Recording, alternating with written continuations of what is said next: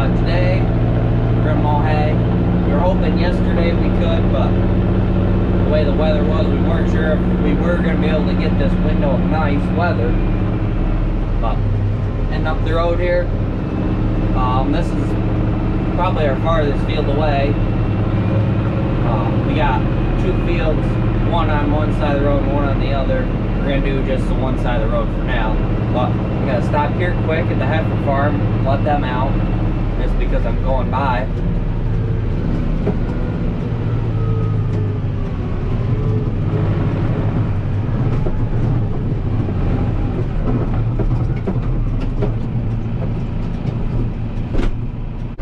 Just got the heifers taken care of and outside. Now we're ready to go to the field. So I'm here mowing now. I went around 5 times, well 6 times, and did a back swath. Now I'm starting to go back and forth now. There's some trees in the field up here. There's 2 that are pretty big. And then there's just some sticks on the edge too, so I was trying to be careful when I was coming around. So right up here you can see there's one, and up on the hill more there's another one, so I had to go around them.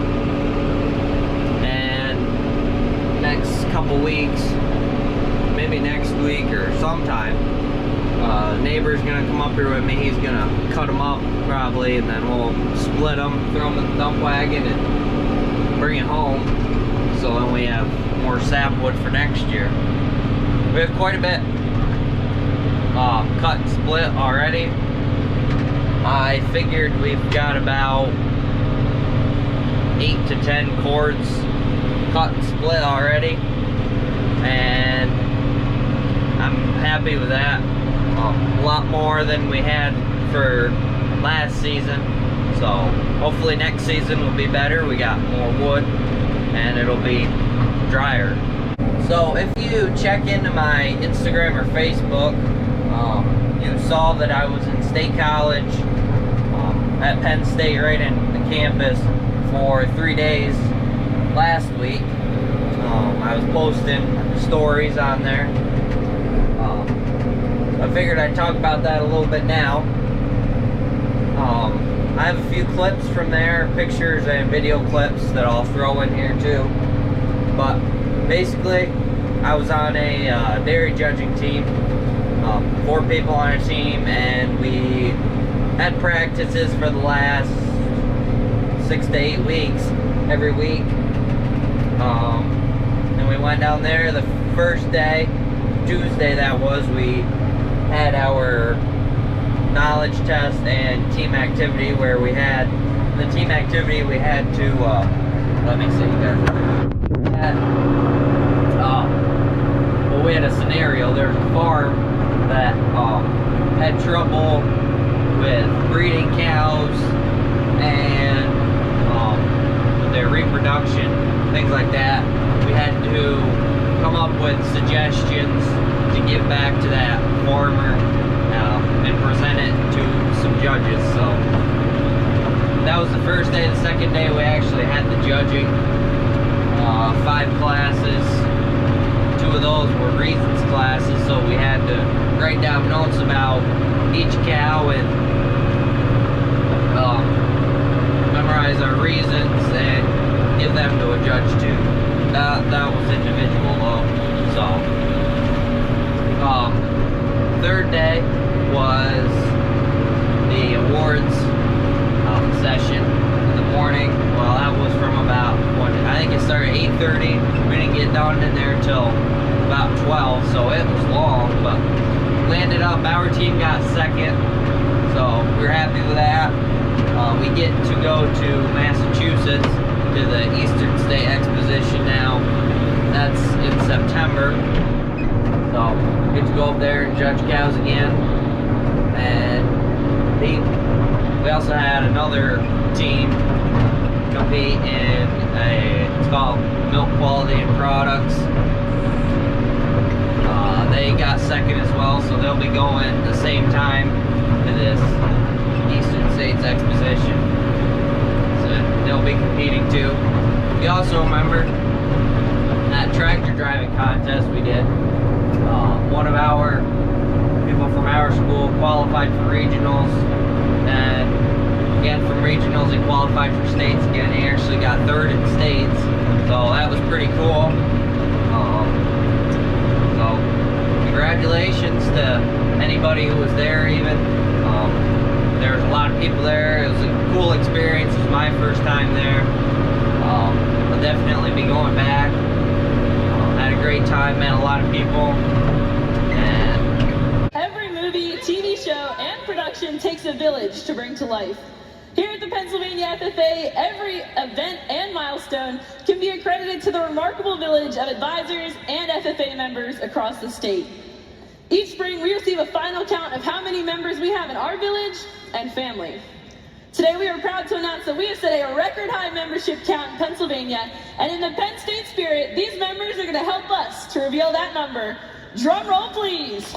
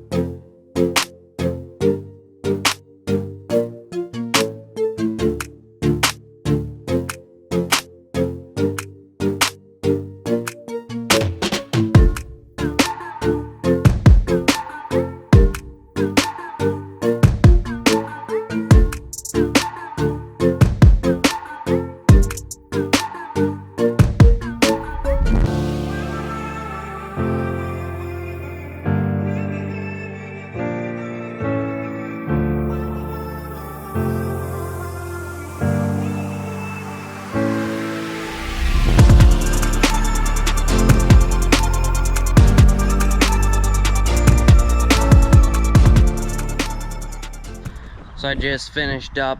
I unhooked the mower at the heifer farm because maybe at the end of the week we'll do the other side of the road. We'll see how the weather looks, but I backed that tractor up to the rake now. Tomorrow I'll go up and rake it, and then the next day I'll start putting rows together, and then we'll bale it that day. So it's 2 days later now, actually. I left the camera in this truck here. I completely forgot about it. The next day I was raking that hay I mowed. Completely forgot about it. Then I was baling and I was like, crap, I forgot my camera again. So there's that. We made 38 bales out of that hay. It's about 10 acres. Now I'm actually gonna go spread some fertilizer on some corn. I want to see what the rate is here, what they have it set at, because we're gonna adjust it a little bit this year. Not put the same amount in every field. Fields that need more, we're gonna put more. Fields that need less, we're gonna put less. Just the way the fertilizer prices are this year. And our corn's a lot better, so we might actually put more fertilizer on than we normally do. But we'll see here. 2 inches at this thing that I believe, yeah, it's got to be, me is in low range, so 2 inches. Oh, density, pounds per foot cubed. I don't know. I'd imagine it's about 118 to 128. I need to ask my dad before I start probably, but I still gotta hook this up. I just backed it up to earlier after I hauled all that hay today. Hauled it all this morning, and I went fishing with my uncle this afternoon over to his place. So now we'll get this hooked up and start spreading. So I figured out on the slip Not this one. This one tells us what we got from the place we get Judson's. That's what it is, right down the road. They said at 100 pounds of the acre, density 50. So that's what they gave us, and we got 7,000 pounds. You can see right here. That's all that'll fit on these totes. So it's full, but this tractor will handle it fine. This is the only one we can top dress corn with because the wheels are narrowed up so we can fit down the rows. So right over there, I had a little bit left to do from the first time we top dressed. We ran out, so I had to just finish that now. It was a couple passes. So now I'm gonna set this to right over here, over this hayfield. There's another cornfield, about 11 acres. I want to bump the rate up from 100. If we, let's see, 130, 2.5 inches. I'm gonna put it at about 2 3/4. So all you gotta do is, oh, almost dropped the camera there. Loosen this up, and then bump it down, and then that'll open it up further. 2 3/4 I'm gonna go to, then I'll tighten this back up, and then it opens the gap here to let more fertilizer out. So I finished that field now too. Down here, this field where the last video was recorded at, where I was planting corn. It's been about a month now since I did that, but like I said in the last video, I've had a lot going on, so I didn't get a chance to edit it as quick. But the corn here is looking really nice. Can't really tell it's good because we had some weeds come in heavy and got them sprayed, so they're all dying. But the corn that is in between the weeds is really nice. If you remember, like I also said in the last video, this field, well, these two fields kind of split between these trees here. They're normally wetter, and it's been fairly dry this year, so it's looking really nice already. And it's probably, as of right now, one of the best crops we've had down here in quite a while. Last year it was looking really nice until about the 4th of July. Then it all flooded and had too much water and didn't turn out to anything. So I guess hopefully that doesn't happen again this year.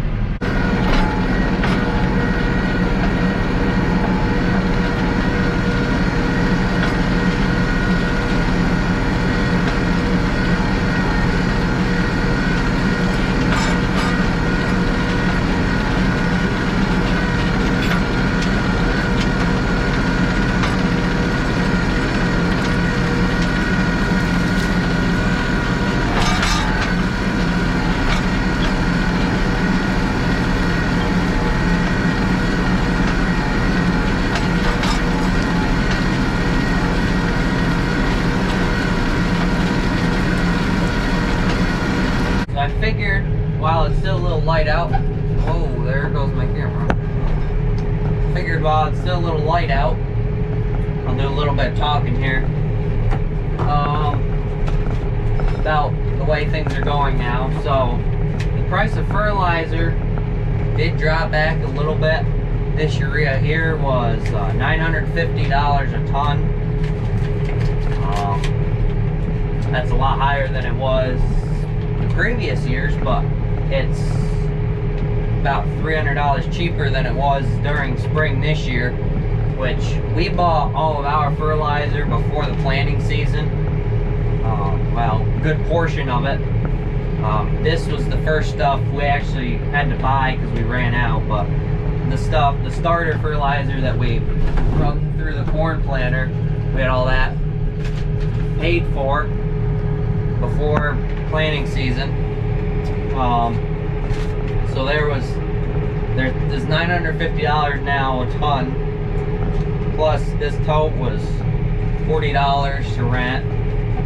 So it takes us about probably three full totes, which is about 21,000 pounds.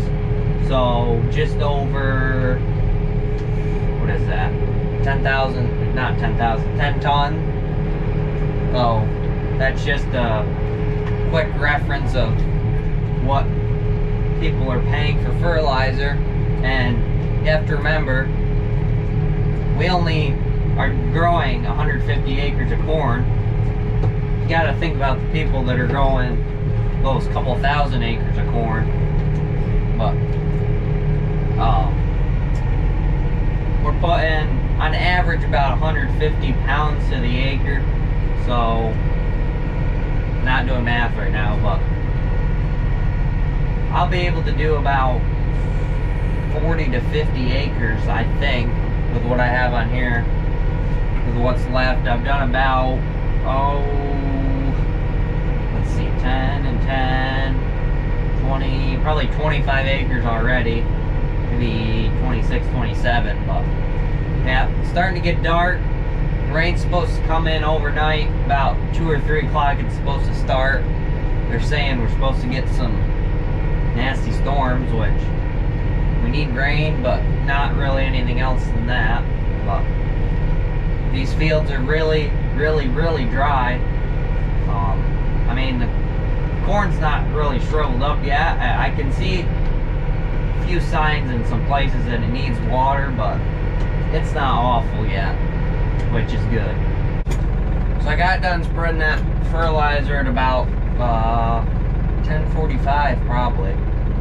And on the way home, I just stopped and dropped off the tote at Judson's there, and then came home and helped Dad finish up chores. But yeah, that's all I have for that video. So probably be doing more hay this week. We have another stretch. Tomorrow we're probably going to mow about 20 acres, 20 to 25 acres. Today they're actually calling for rain. We didn't get any last night, but they're calling about 6 o'clock tonight. They're calling for rain, possible tornadoes. But we just need rain, that's all. So yeah, that'll be it for the video. So thanks for watching, and we'll see you next time.